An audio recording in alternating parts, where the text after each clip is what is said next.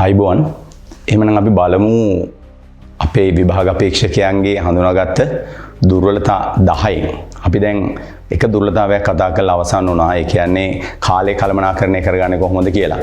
ඊට පස්සේ අපිට දෙවෙනි තුන්වෙනි දුර්වලතාව වලට යන්න ඉස්සර වෙලා මම හිතනවා හතරවෙනි දුර්වලතාවයේ ගැන පැහැදිලි කිරීමක් කරලා හිටියානම් හොඳයි කියලා.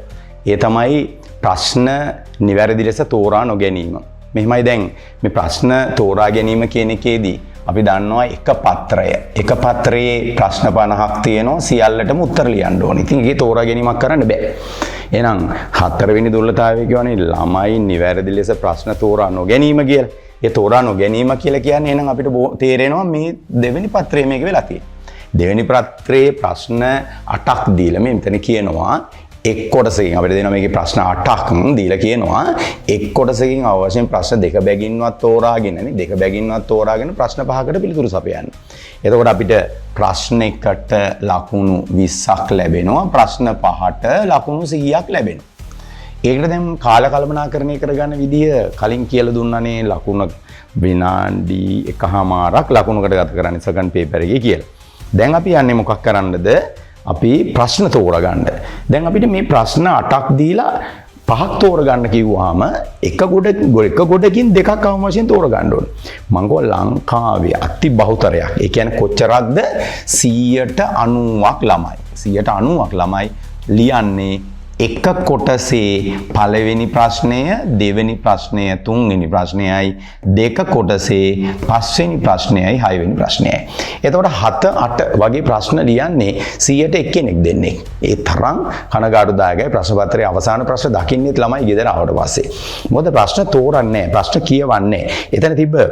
එතන තිබ්බ දෝෂ එකම දෝෂේ දෙසරයක් කියලා තිබ්බනේ. ප්‍රශ්න නිවැරදිව තෝරා නොගැනීම හා ප්‍රශ්න නිවැරදිව කියවා තේරුම් නොගැනීම. ඒ කියන්නේ ප්‍රශ්න පත්‍රේ කියවලවත් නැහැ. ඉතින් අපි මේකේ කරන්න ඕනේ අපි මතකද මම කෝ ප්‍රශ්න 5කට පිළිතුරු ලියන්න අපි පැය 2කමාරනේ ගත කරන්නේ.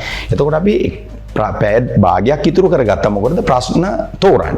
කොහොමද ප්‍රශ්න තෝරන්නේ? දැන් බලන්න පළවෙනි ප්‍රශ්නේ අපි ගත්තාම මේකේ පළවෙනි කොටස තියෙනවා ඒකේ අයන්න ආයන්න දෙකක්.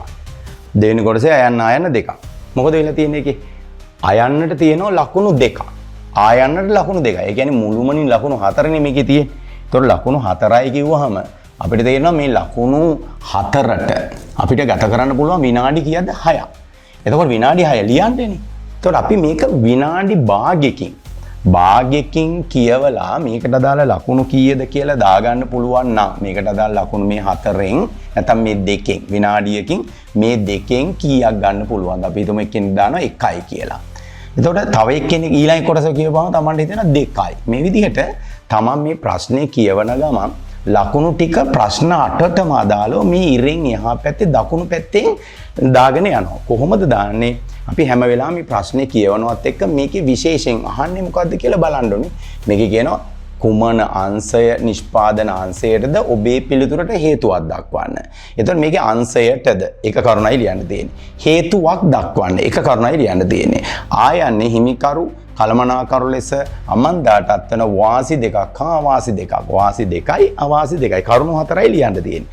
ඒ අනුව හිතලා තමන් මේ විදිහට මුළු ප්‍රශ්න පත්‍රයේටම ලකුණු දාගෙන යනවා.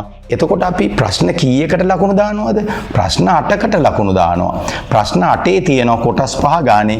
ඒ කියන්නේ කොටස් 40කට ලකුණු දානවා. කොටස් 40ට අපි ලකුණු දානකොට කොටසකට විනාඩි භාගයයි නම් අපි ගත කරන්නේ. එහෙම තමයි පුරුදු වෙන්න ඕනේ. විනාඩි භාගයයි ගත කරන්න ඕනේ.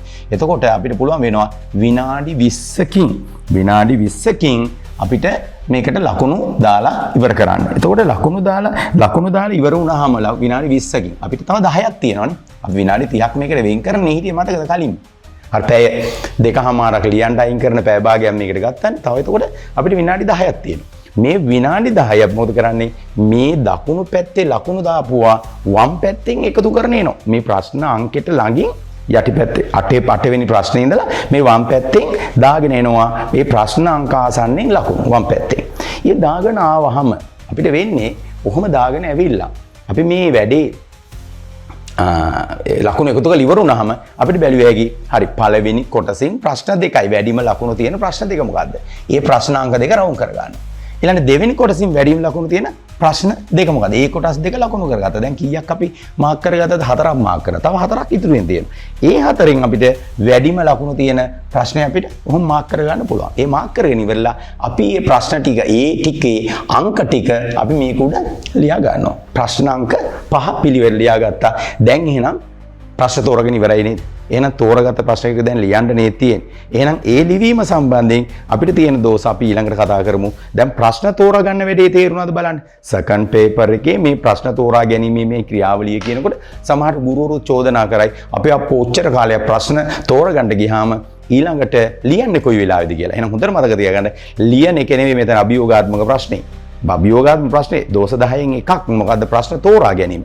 හරියට තෝරගන්න මම මේ කියපු විද්‍යාත්මක ක්‍රමයට හරියට තෝරගන්න ඔබට හොඳ මානසික මට්ටමින් පේපර් එක සෙකන්ඩ් පේපර් ලිවීමේ හැකියාව ලැබෙනවා. ඒ අනුව හොඳ විශේෂ ප්‍රතිඵලයක් ගැනීමේ හැකියාව ලැබෙනවා. එහෙනම් ආයුබෝවන්. ජීවිතයෙන් වටින ජීවිතය කියා දෙන ව්‍යාපාර අධ්‍යයනය ආචාර්ය ආනන්ද ජයතිලක